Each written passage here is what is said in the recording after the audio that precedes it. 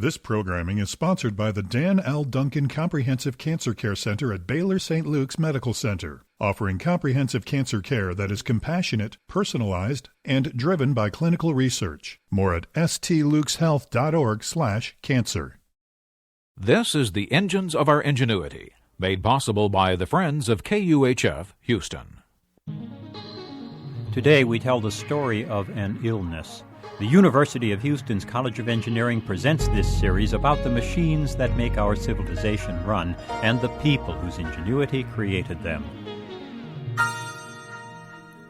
Two recent books signal a shifting view of medicine. In 1993, Anne Hawkins wrote Reconstructing Illness. She invents the word pathography, the patient's story of his illness.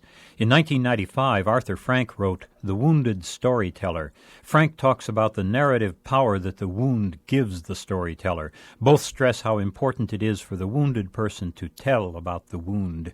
Stories, says Frank, repair the damage that illness has done to the ill person's sense of where she is in life and where she is going.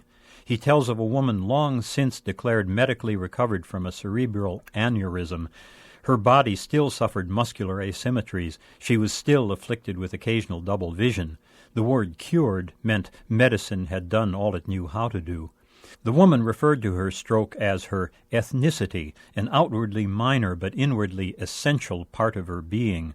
Only in telling the story of her illness could she finally take her recovery beyond the point at which medicine declared its job done. We all undergo recoveries. In the process, we're repeatedly called on to tell the story of our illness. We usually answer in the technical language of medicine, distancing ourselves from our own bodies. We also recognize an unspoken obligation to be on the road to wellness. The jaw was broken and 4 teeth knocked out. It took years of reconstructive surgery, says an accident victim. Not my jaw, and never mind that her face will never be the same. Our ethnicity does change after illness. Our road in life is really redirected. It takes another language, a subjective tongue, to reveal the wound in terms medicine cannot address. If the storyteller chooses or dares to engage that voice, then the illness emerges as the transforming experience it really is. The doctor's case report and the patient's pathography, Hawkins tells us, are mirrors set at an oblique angle to experience. Each distorts, each tells the truth. That idea hit me when I read the diary of 18th century author Fanny Burney.